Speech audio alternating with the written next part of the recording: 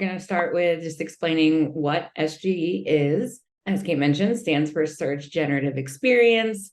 And it's essentially Google trying to utilize AI more and showing AI content at the top of the search results. We're also seeing like different placements of the links and what the experience is within those AI generated snippets, which we'll go into in more detail. Unlike previous SERPs, they are generated by Google's AI chatbot. So it's not pulling from a specific site. Previously, we've had featured snippets that show something from a specific site and a link there. This is created by AI or generated, and then including some links and often informational as well as transactional links, depending on the query. That's on a basic level what it is. And then one other thing to note, Lindsay, with where it is and what it is, right now it's in beta, right? So the screenshots that you're seeing are from our team because we've opted into the beta test that Google is running on this. And although you may not see that in your SERP, it is live and available for users to see if they opt into this experience during testing. So that's what you're seeing in these images to the right. If you haven't seen that before, or maybe you've played around with it already, opting in is how people are experiencing this right now. Yeah, we don't know. Google has not announced a release date. So as you mentioned, it's in beta testing. We don't know when it will be released. We also don't know what it will look like in a finalized format. For example, when they were first testing it out, the full snippet was right available at the top. Now they're using more of a show more for at least most of the queries, like a show more button that you can then click to see the full snippet. So that's less intrusive to our usual search results that we've seen. Also, as we'll go into a little bit more when we get to how it might affect paid, we're often seeing ads at the top as well, or we might see the snippet further down the page. So they're really testing out where they want it to be. So we don't yet know what kind of form it'll actually be released in or when it will. They haven't announced either of those, but we're keeping an eye on it. And from what we do know and some of the consistent things we've seen as we've gone through the beta version, there's still some takeaways and action items that are good and important to jump on.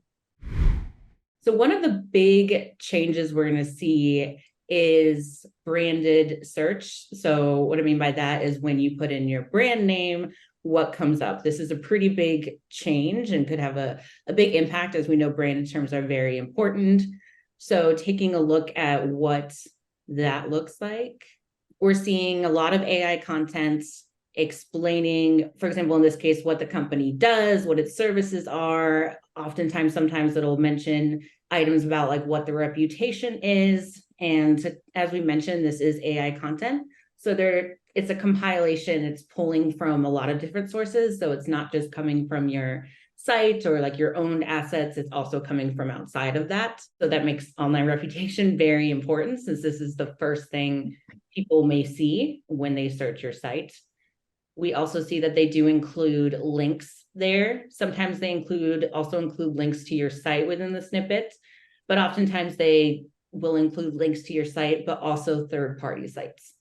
So that's another change from what we expect, where at least in an organic search, when you get past the paid ads, you are likely to see first your site. And so that's exactly what they're seeing first, whereas here they might see all these links closely there and choose one of the others. So that's a big shift that you want to be prepared for and have some strategies to deal with that. Also, in this example, there aren't ads at the top, but oftentimes we do see ads at the top, which makes, again, as we'll go into, but it makes bidding on branded terms definitely already important, but could increase in importance depending on what this ends up looking like. Great point, Lindsay. And yeah, I think this is one of the biggest shifts for brands. If you already are working with online reputation management strategies, tools, social listening tools, these are going to become really important. You want to have your pulse on how people are talking about your brand, because that's what generates this content. I know we're all pretty familiar with how ChatGPT and Bard are coming up with these answers, but they've scoured the web learning about millions and billions of topics, and how they're doing that is pushing together information from lots of different sources. And when they do that, they're going to listen to whatever they're out there scraping. So if you've got, some ORM issues popping up, or maybe something in the past that you were working on kind of suppressing or righting the ship on, then these are things to pay attention to, because when you're making these branded search terms, looking at how we can influence them, you definitely want to keep your finger on the pulse of the online reputation management and influence that in any way possible. Working with PR companies, especially those that are familiar in the digital space, link building through an SEO is also important. There's a lot to go into making sure that you show your best face in this AI space. And we'll go through some of those tactics as well. Yes, exactly. As Jen mentioned, online reputation is going to be really important. The reviews on third-party review sites, things like that. So even though it's not pulling just content from your site, it's still important to make sure you have brand-specific content that speaks to what you do and highlights your value propositions. So they do have that from your site as a resource to have that information, and making sure that's clear. You also want to make sure you're using structured data, schema markup to provide more details on what your organization is, and links to your social profiles in there. Often you can have a description. Just the more information you can provide, Google will help to make sure your branded searches are still looking good in the snippet. As we go into e-commerce, this is another one that's seen a lot of shifts from what we can see so far in the beta testing. So one example that we looked at is when we searched used camera. As you can see here, there's an AI snippet of what to consider when you're buying a used camera, and then informational links to the right there on desktop, and then also a shopping experience where they're linking to specific products and going to kind of those Google results of the products oftentimes beneath there. So this is a very big change. Again, we likely will see ads at the top, but typically we then see category pages coming up for these from specific sites for people to click through. So this is definitely a big change. Having that information come up is a little more unusual for a query like this, and having that content. In addition, typically, especially for a broader query like used cameras, it's very broad. We wouldn't typically see right at the top product pages. So Google, from what we can see, is looking to bring that shopping experience within their search results. And so product pages are going to be coming up more for certain broader terms where we might expect category pages. Category pages will likely also rank, but depending on how people interact with this kind of snippet, we're often seeing product pages within the snippet there. You can also see that, for example, in the product page part or in the products part, they have little tags that are good for beginners and ones like that, and coming up with images within there. So those are a couple changes as well. So this is a really key strategy for e-commerce businesses, is the product pages. They're always important, but often for those broader terms, category pages will still be important, but it wasn't typically coming in with these product pages as we might expect them to come in the snippets more. We really want to make sure we're focusing on product page optimizations, making sure those pages are built out, really highlight the features and benefits. They're not pulling in, from what we can see, those tags from a page. So having like tag best for beginners isn't going to bring it in, but the more information you can provide about a product and its benefits and its features, that's going to further inform Google. That includes product and review schema markup as well, to make sure they have that information, and making sure your images have image SEO best practices. For example, on just a kind of basic level, making sure they have alt text that's clear what the product is kind of the basic one, of course, and then image SEO, sometimes the file descriptions, file names, ones like that. We saw there was informational links there coming up for more for these queries. So making sure you have content that fills those needs is going to be very beneficial. So that can mean building out hub and spokes around specific products. Like you have the Nikon D90, and potentially doing longer tail keyword strategies around that product, or those types of products as well will be really valuable. An example there for folks that aren't familiar with the hub and spoke strategy, Lindsay, would be, right, the Nikon D90. Well, what is that used to shoot? Is it used to shoot weddings? Is it used to shoot landscape? And then building out content around that that's related to the product that you're focused on, but it's tangentially connected, right? So we're trying to give more information about that product and how it's used in the real world. And that is the hub being the product and the spokes around it being all the information about how it's getting used. It's a common strategy we like to use here to really build up and beef up these product pages and how they're interlinked on the site as well. And then we get to strategic content. And what we mean by that is more informational queries, where you would often have different resources or different blog articles coming up for these terms. So if we look at a comparison of what we see for one term here, which is how to digitize photos, this does have a featured snippet. If we look at the old one or current one, I guess, right now, but it's going to be old potentially. We can see there's a featured snippet, but it's pulling directly from that site.